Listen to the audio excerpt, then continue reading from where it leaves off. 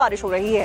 अगर बात करें सिक्किम की और असम की, तो वहां पर बहुत ज्यादा हालात बिगड़ गए हैं। नदियां उफान पर हैं, 10 नदियां वहां पर उफान पर चल रही हैं, जिसकी वजह से 37 लोगों की मौत हो चुकी है। एक तरीके से कुदरत अपना कहर बरपा रही है और लोग अपनी जान बचाने की जुगत में लगे हुए हैं। 48 घंटे से बारिश हो रही है। बाढ़, बारिश और बादल में फंसने की वजह से तबाही का मंजर नजर आ रहा है। अब तक कई लोगों की मौत हो गई, जबकि हजारों लोगों को बचाया जा चुका है। रेस्क्यू टीम्स को मौके पर मुस्तैद किया गया है और इसी से जुड़ी हुई ज्यादा जानकारी आपको एक रिपोर्ट के जरिए दिखाते हैं और तस्वीरें भी दिखाते हैं।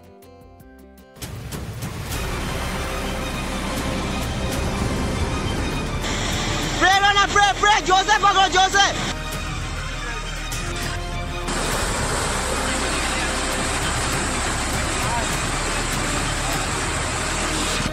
कुदरत का कहर, पूर्वोत्तर में आसमानी आफत।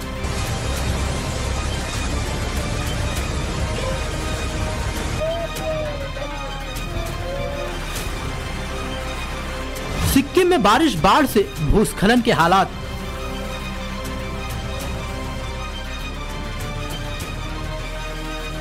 इंद्र का क्रोध, तबाही और नदियों का रौद्र रूप।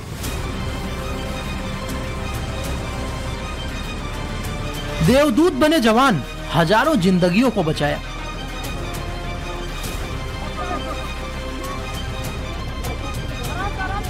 पूर्वोत्तर भारत एक बार फिर से कुदरत के कहर का सामना कर रहा है। मणिपुर और सिक्किम में भारी बारिश से बाढ़ और भूस्खलन जैसी स्थिति बनी हुई है।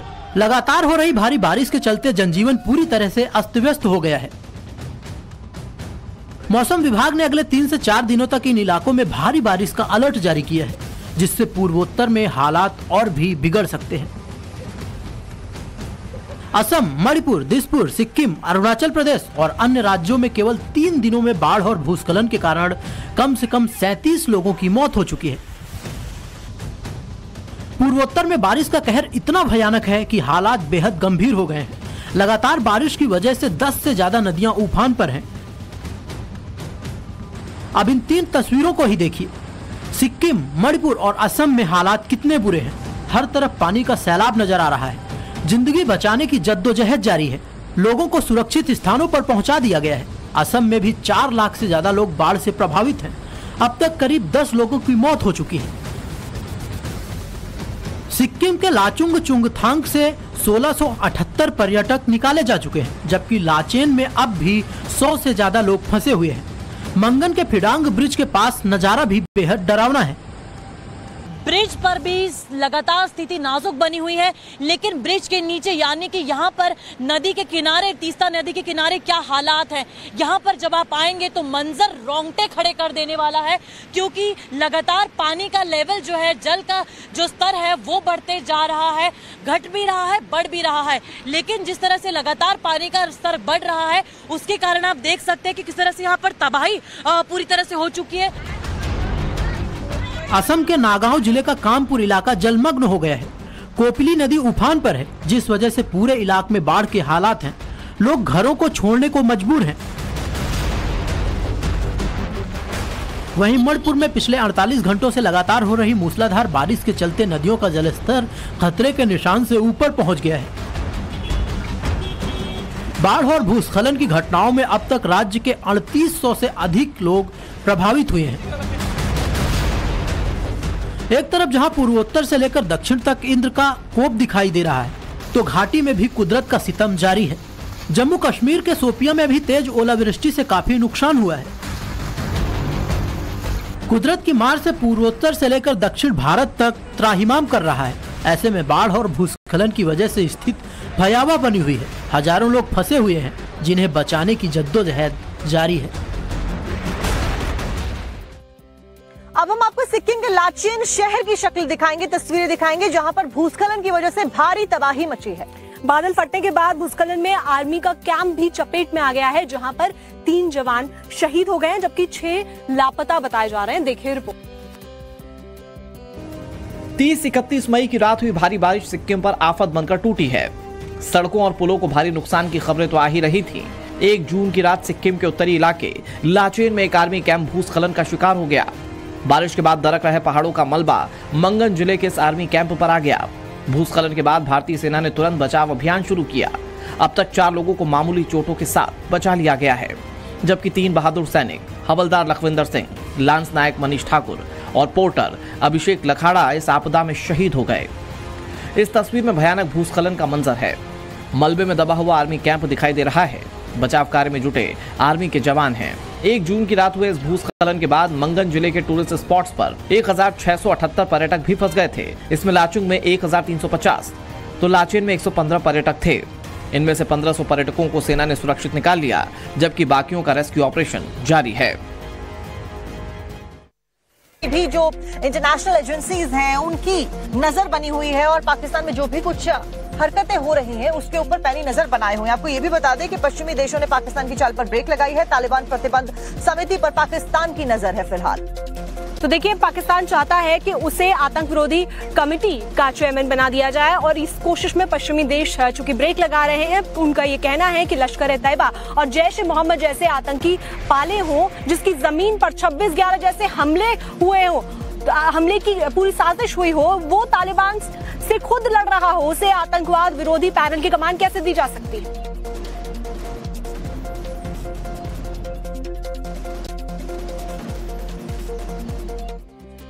इस सब के बीच में आप खबर आपको बिहार से बताने वाले हैं। बिहार में बहुत ही कम समय बचा है, कुछ ही महीनों के अंदर चुनाव होने वाले हैं विधानसभा के। ऐसे में बिहार में सियासी पारा लगातार ऊपर नीचे होता हुआ भी नजर आ रहा है। सियासी बयानबाजी शुरू हो गई है। इस सब के बीच में चिराग पासवान की पॉलिटिकल पार्टी के द्वारा ये कह दिया गया है कि अगर जरूरत पड़ी तो चिराग पासवान विधानसभा चुनाव भी लड़ने वाले हैं। तो इस पर सवाल खड़ा हो जाता है कि चूंकि केंद्रीय मंत्री हैं चिराग पासवान अभी, तो ऐसे में वो सिर्फ मंत्री बनने के लिए वो प्रदेश की पॉलिटिक्स में जाएंगे या नहीं? तो क्या चिराग पासवान को एलजेपी रामविलास सीएम फेस के तौर पर देख रही है? ये भी सवाल खड़े हो रहे हैं। चुनाव के मुहाने पर बिहार, चिराग पासवान भी हैं तैयार। क्या खेल होने जा रहा है अब की बार?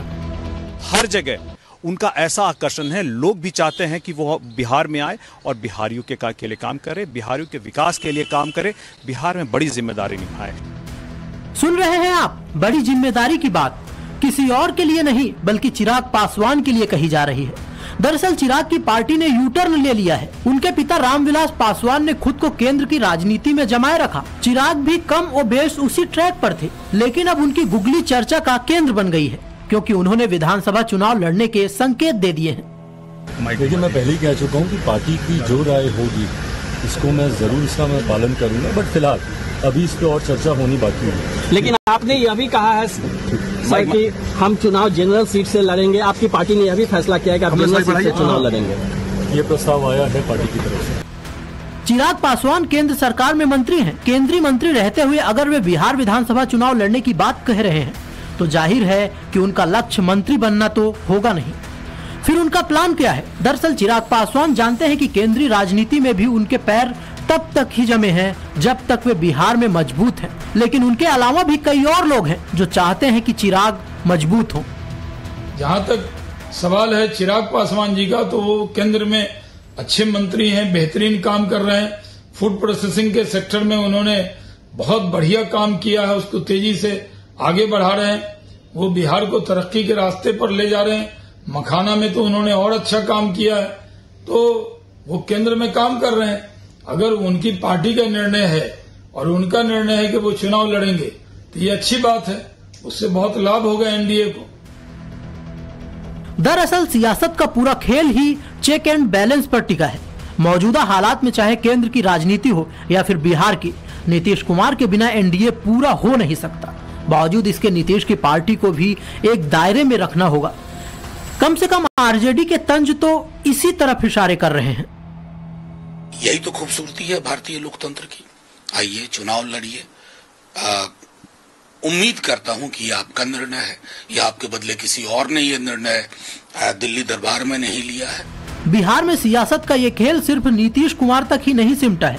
चिराग एक ऐसे सियासी तीर हैं जिससे कई शिकार किए जा सकते हैं। तभी तो चुनावी रणनीति से सीधे चुनाव में कूदने वाले प्रशांत किशोर को भी एलजेपी रामविलास का ये चुनावी स्टंट अच्छा लग रहा है। चिराग जी चुनाव लड़ते हैं तो बिहार के लिए अच्छी बात है। कोई नया लड़का जो जाति पाति की राजनीति नहीं करता है, अगर वो चुनाव लड़ते हैं तो बिहार की राजनीति के लिए अच्छी बात है। जैसे जैसे चुनाव के दिन करीब आ रहे हैं वैसे वैसे बिहार का चुनावी रंग भी चटक होने लगा है। ये रंग अभी और निखरेगा, क्योंकि बिहार का अगला सीएम कौन होगा इसके कई दावेदार हैं। चाहे एनडीए हो या फिर इंडी गठबंधन, दोनों ही तरफ सस्पेंस बरकरार है।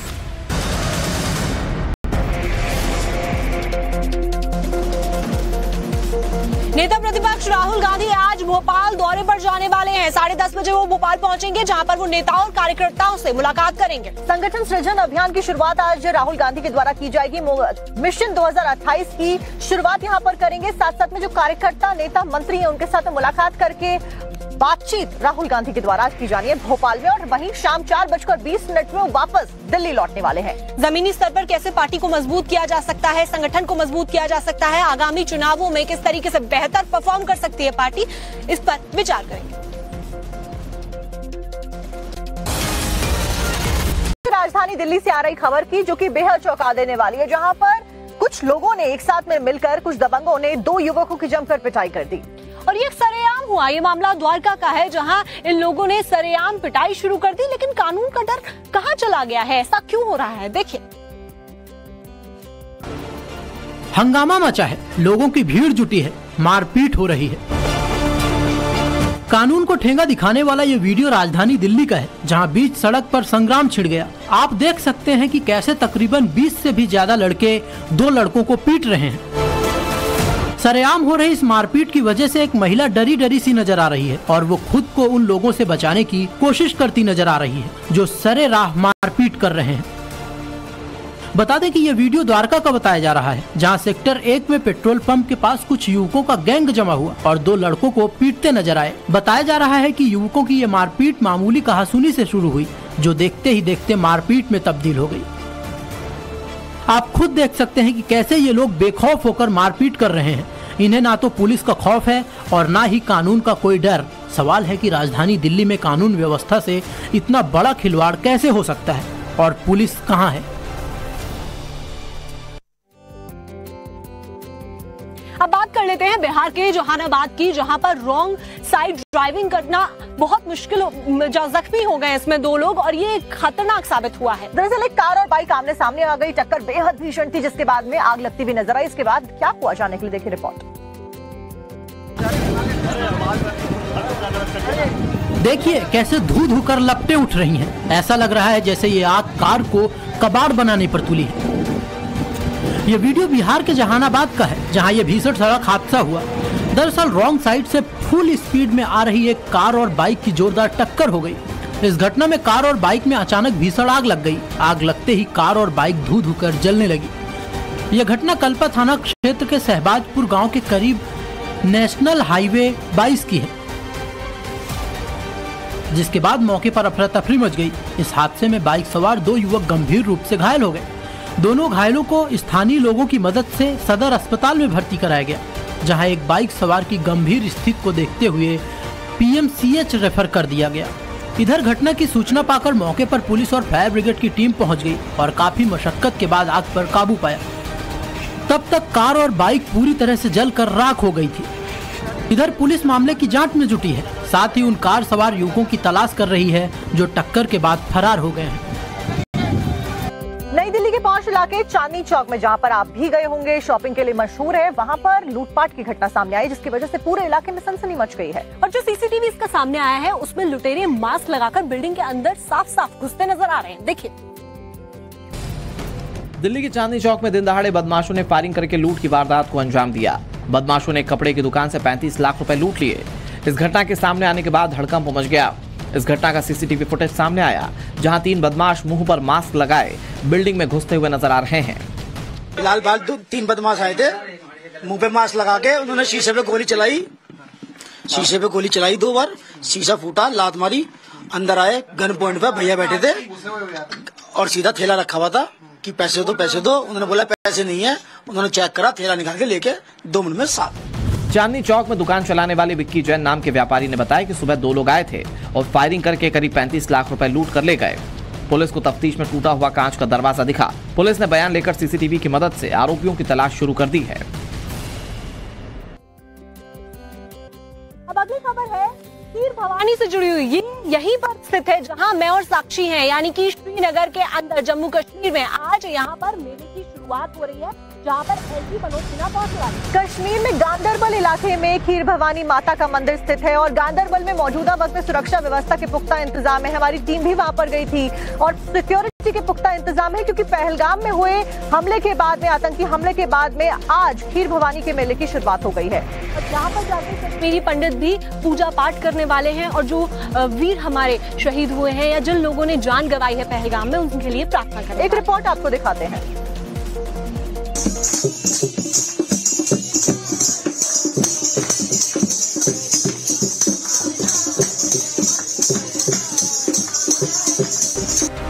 तुम डराने चले थे,